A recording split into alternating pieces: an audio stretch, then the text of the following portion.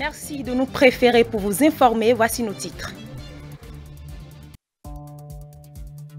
Le Parti du Renouveau démocratique PRD a tenu ce samedi 6 février 2021 son congrès extraordinaire, un congrès qui a connu la participation de Patrice Talon. Les précisions dans un instant. L'Union progressiste a passé en revue les différents faits marquants de l'actualité sociopolitique au Bénin en cette veille de l'élection présidentielle d'avril 2021. C'est à travers une conférence de presse tenue à leur siège ce samedi 6 février 2021. Les détails dans cette édition. Cérémonie officielle d'installation des coordinations départementales du mouvement des élites engagées pour l'émancipation du Bénin Moël Bénin. C'était ce samedi 6 février 2021 à Cotonou. Voilà pour le sommaire.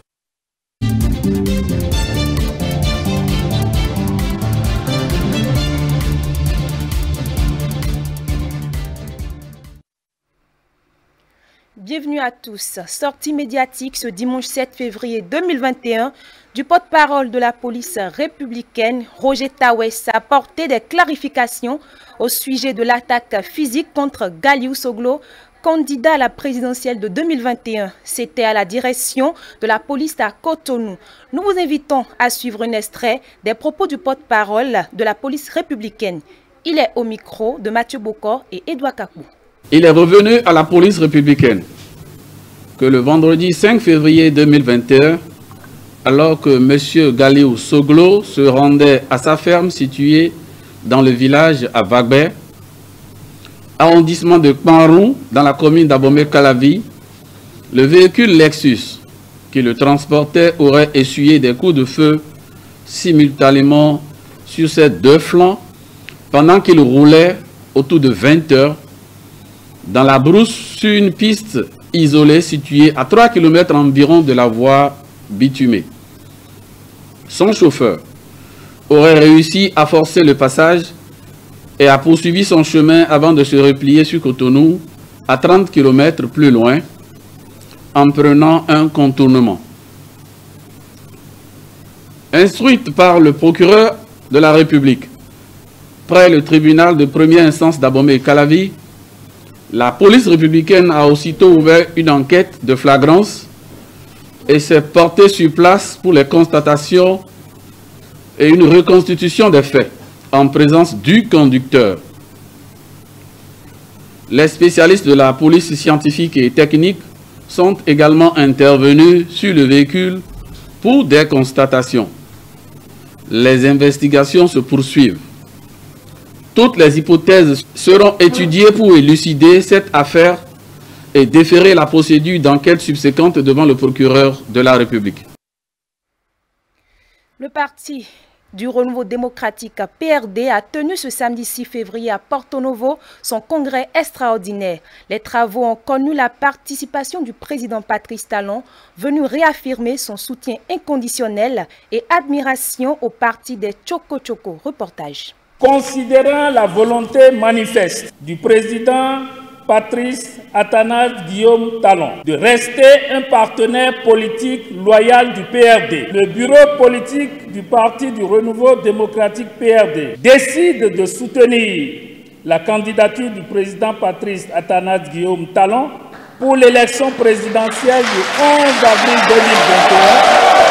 C'est sous des acclamations bien nourries que militants et responsables du Parti du Renouveau démocratique ont manifesté leur approbation à cette résolution du congrès extraordinaire du 6 février 2021, celle de faire de Patrice Talon le candidat du PRD à la présidentielle du 11 avril 2021.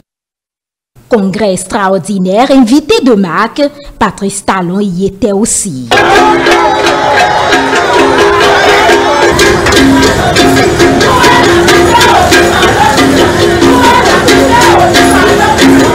Accueilli avec ferveur et enthousiasme par les Aïnovi, Patrice Talon a clamé haut et fort son appartenance au parti des Tchoko Tchoko et sa volonté à promouvoir la formation politique. À la fois UP et BR, il est temps de considérer que le PRD est aussi Un grand parti politique a subi des préjudices. Les grands partis politiques qui ont ça la règle.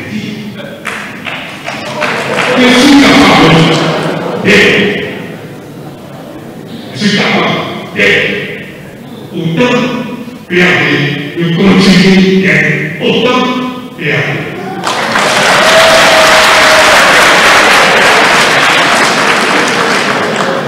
Le chef de l'État n'a pas manqué d'évoquer les qualités de leadership du président Adrien Rombédji. Une divergence politique avec une forme, avec une divergence affective. Mais quelle est la relation, le sentiment le plus fort entre les 50 ans? Est-ce la relation passionnelle ou la relation affective? La relation affective. Et c'est pour ça qu'une divergence passionnelle n'est pas une trahison. Seule une divergence affective peut être considérée parfois comme un fier du président politique et un fier du gouvernement.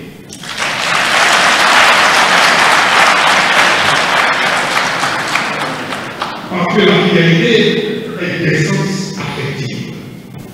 La fidélité n'est pas d'essence rationnelle. Le président du parti a salué les militants pour les efforts et sacrifices consentis jusque-là. Le discours que nous avons entendu, le message que nous avons entendu du chef de l'État est un message qui est de nature à raviver, à réveiller notre enthousiasme et notre foi dans le devenir de notre parti. Non, nous n'avons pas fait fausse route, nous avons servi le Bénin. Nous savons où nous avons trébuché. Nous retirerons une à une les pierres sur lesquelles nous avons trébuché.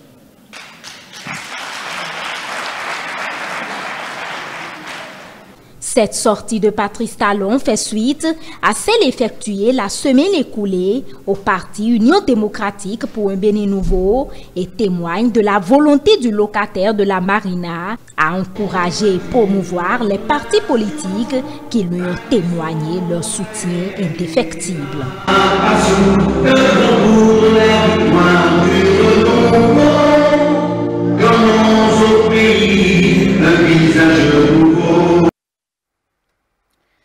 Cérémonie officielle d'installation des coordinations départementales du mouvement des élites engagées pour l'émancipation du Bénin, Mouel Bénin, ce samedi. Les coordonnateurs des 12 départements seront déployés par la suite sur le terrain. Plusieurs cadres ont pris part à cette rencontre. Le chef de l'État, Patrice Talon, y était également. Compte rendu, Stanislas Tadéon, Sylvain Aïdoto. Sénateur littoral Syriac Bono. Sénateur Bono à côté à Sion Justin. Sénateur Ouémé Arissou Joseph. Ils sont au total 12 coordonnateurs départementaux à être installés ce samedi 6 février 2021. L'acte s'inscrit dans la dynamique du parti Mouvement des élites engagé pour l'émancipation du Bénin, Mouel Bénin, celle de s'investir pour le triomphe de son candidat, Patrice Talon. La raison de l'engouement des militants de Mouel Bénin à cette rencontre se justifie selon la présidente du comité d'organisation. Le comité d'organisation de la présente cérémonie que j'ai eu l'insigne honneur de présider a accompli sa mission, c'est-à-dire réunir tous les responsables des différents démembrements issus du 2e congrès extraordinaire d'Abomey-Calavi. Camarades présidents, ils sont venus des 12 départements, des 24 circonscriptions électorales et des 77 communes de notre pays. L'ambiance presque ordinaire de la séance qui suivait son cours a rapidement cédé la place à une solennité présidentielle après l'annonce du chef de l'État. Patrice Talon apparaît en visite surprise aux côtés des cadres et militants du parti Mouel Bénin. Ce sont les coordonnateurs départementaux. Ils sont assistés de 24 délégués de circonscription, eux-mêmes assistés des vice-délégués et des coordonnateurs communaux. Donc ceux que vous avez devant vous, Monsieur le Président, cet après-midi, ce sont des responsables du parti. Ce n'est pas la foule. C'est des gens qui ont un nom, qui ont des responsabilités au sein du parti. C'est ensemble que nous allons maintenir la dynamique. Vous verrez derrière vous, de jour comme de nuit, sous le soleil, la pluie, n'importe quelle intempérie, nous allons pouvoir les braver pour montrer que ce qui a commencé doit se poursuivre. Pas simplement sur les paramètres affectifs que vous avez été choisis, probablement non. Permettez-moi donc, en tant que militant, Moël, et vous exhorter à porter l'étendard du parti le plus loin possible, le plus haut possible, à travailler, à faire grandir le parti, partout, sur vos territoires respectifs, dans vos départements. Et ce qui va nous permettre de vous juger, ce sera l'élection présidentielle. Les enjeux restent plus grands. À faire comprendre, le coordonnateur littoral Moël Bénin, il rassure le bureau du parti de l'entière disponibilité des coordonnateurs installés à œuvrer pour la bonne cause du parti. Les membres des coordinations des 12 départements sont tout oui et s'engagent d'ores et déjà, j'en suis convaincu, à exécuter avec détermination, rigueur et abnégation cette noble et exaltante mission que vous allez leur confier. Les ambassadeurs promettent accomplir sans faille la mission qui leur a été assignée, convaincre leur base à voter utile. Au cours donc de cette cérémonie d'installation, le chef de l'État Patrice Talon s'est prononcé. Suivons la substance de son intervention. C'est un immense plaisir pour moi de m'adresser à vous ce soir, cet après-midi. De me retrouver parmi vous, tout simplement, à l'occasion de l'installation de mes ambassadeurs. Merci pour ce bonheur que nous partageons ensemble dans ces instants. Je vais commencer mes propos par vous faire un aveu. Je vais vous avouer quelque chose. Tout à l'heure, il a dit, oui, on dit que le président n'aime pas Moël Bénin. Que c'est pas vrai. J'aime Jacques Naki, mon ami. Tous les militants de Moël Bénin, donc je les aime aussi. Mais l'aveu c'est quoi? Quel aveu je vais vous faire? Vous savez, vous avez tous suivi dans le pays quel a été mon engagement dans la mise en œuvre de la réforme du système partisan.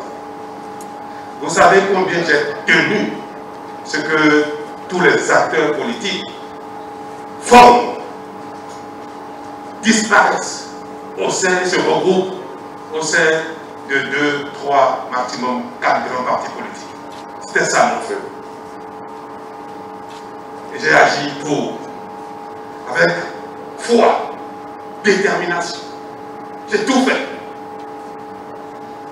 Ce ne sera pas nécessaire de vous donner ici, vous rappeler les arguments qui soutiennent une telle réforme, la pertinence d'une telle réforme. Mais certains, très proches de moi, ont dit, Monsieur le Président, c'est vrai, vous avez raison, il faut de grands partis politiques. Mais pas seulement 2, 3 ou 4, pourquoi pas. Ce n'était pas mon avis, il y a quelque temps. Je vais vous le confesser. Et j'ai discrètement, par tous les moyens de persuasion, j'ai voulu que le président Jacques et vous-même, vous poussiez, avec les autres partis en constitution à l'époque, former 1, 2, 3 groupes maximum. Et un jour, abordant la question très très discrètement avec lui, parce qu'il est d'un caractère parfois trop trempé. Il m'a fait comprendre, il m'a dit ceci, mais vous verrez bien, Monsieur le Président, le temps me donnera raison. Moël Bénin n'est pas un parti comme les autres, ne sera pas un parti comme les autres, et nous avons le temps de le démontrer. Ce journal se poursuit suite aux événements liés à l'actualité préélectorale, notamment l'agression de Galiou Soglo, fils de l'ancien président Nicéphore Dieudonné Soglo, le vendredi 5 février 2021. L'Union progressiste a tenu une conférence de presse. Objectif: condamner l'atteinte portée à l'intégrité physique du compatriote Galiou Soglo, tout en rassurant la population des mesures pertinentes prises par le gouvernement pour garantir la sécurité des personnes et des biens. Reportage. Face à la presse ce samedi 6 février 2021, les responsables du parti Union progressiste ont revisité les différents faits marquants de l'actualité, notamment l'opération d'enregistrement des déclarations de candidature pour le compte de la présidentielle d'avril 2021 et les différentes accusations de certains candidats de l'opposition faisant état de ce qui leur a été refusé, l'accord du parrainage. C'est le lieu pour ces cadres du parti politique de clarifier et de faire la lumière sur certains faits. Nous voudrions vous offrir la possibilité d'échanger avec nous sur le regard que nous avons, que nous portons sur ce moment crucial qui nous conduira aux urnes le 2e dimanche du mois d'avril, conformément à la Constitution. Qu'ils vous souviennent que la réforme du système partisan a été une préoccupation partagée des forces politiques du pays bien avant l'arrivée au pouvoir du président Patrice Talon. N'est pas portable, il est quérable. Et on a marqué de l'ouverture. Je sais, sans savoir combien c'est, que des collègues m'ont dit en tout cas que ils ont parrainé l'opposition. Je n'ai pas le point. Je n'ai pas fait le tour des collègues pour savoir combien. Non, mais des collègues m'ont dit qu'eux, ils ont parrainé l'opposition. Mais je ne peux pas. La Sénat va faire son travail. Et la Cour constitutionnelle, bon, la Sénat dit qu'elle ne rendra pas public. Il y a des personnalités qui se refusent de prendre le courage de se remettre en cause, prennent des positions politiques erronées, puis ensuite l'imputent à leur propre vue d'esprit. Qui est réellement responsable?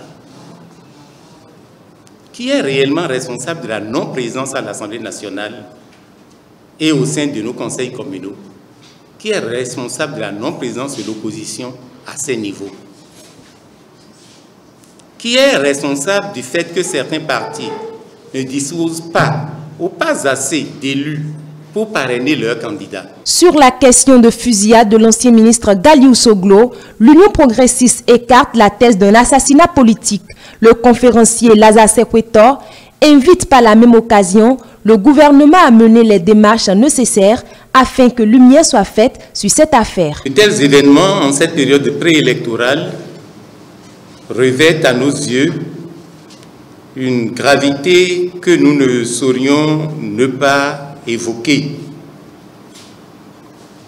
Non pas principalement pour l'un des cas en vue d'en tirer des conclusions d'une enquête que nous n'avons pas encore menée,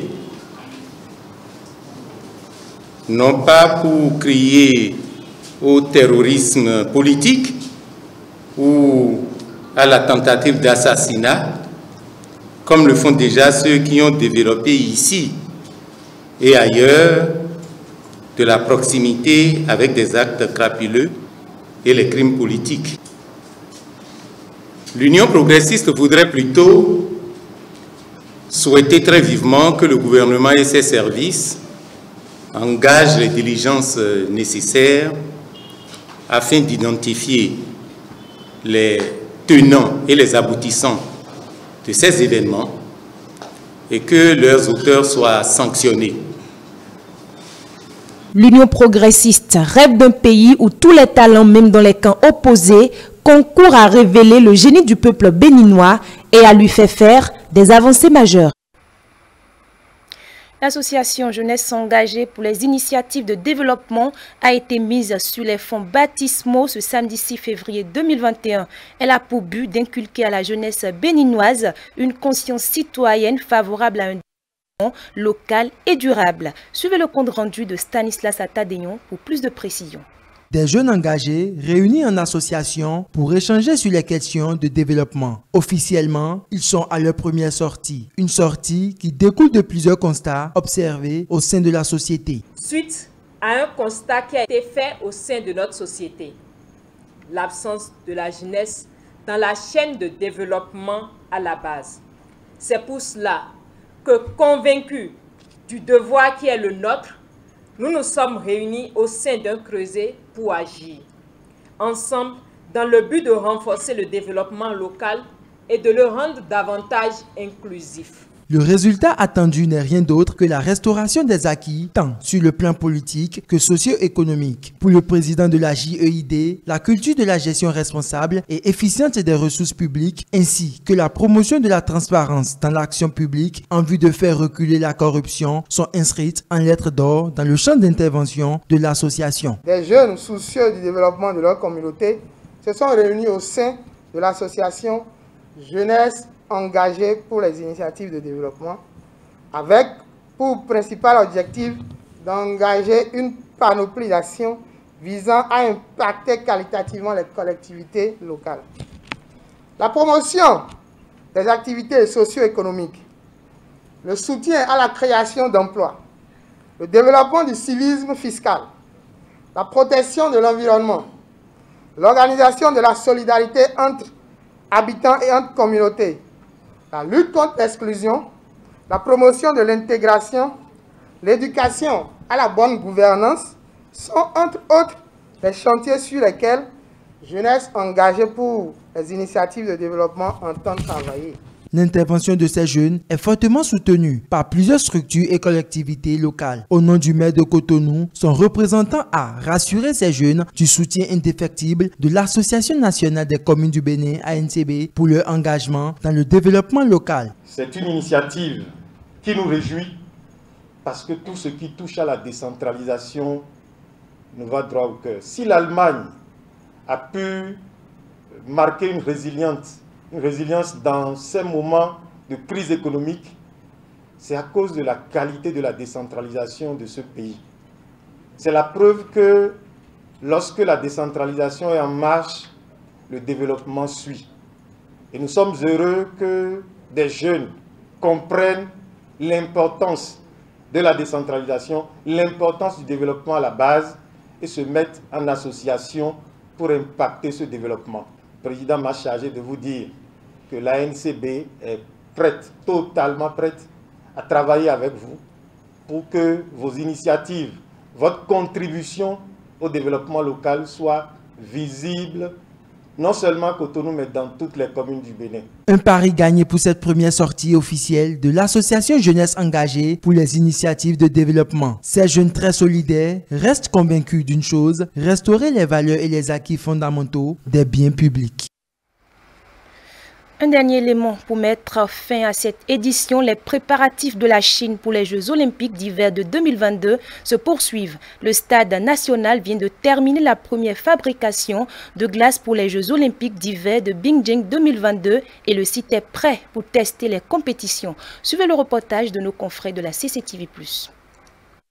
Le stade utilisé pour les Jeux Olympiques de Pékin en 2008 a été rénové pour devenir le stade de hockey des Jeux d'hiver 2022. Selon un expert, cette dalle de glace peut également être utilisée pour le patinage artistique, le patinage de vitesse sur piste courte. Par ailleurs, l'administration générale des douanes de Chine a déclaré qu'elle travaillait à accroître l'efficacité en ce qui concerne le personnel et les fournitures entrant dans le pays. Le président du comité international olympique, Thomas Bach, salue le travail de préparation des Jeux de Beijing. Les préparations techniques sont excellentes. La Chine, comme vous le savez, prend des mesures et des restrictions maintenant et nous accueillons favorablement et soutenons cette attitude car nous voyons partout dans le monde que des mesures strictes et différentes formes de confinement permettent d'avoir des mesures qui réussissent à réduire les infections.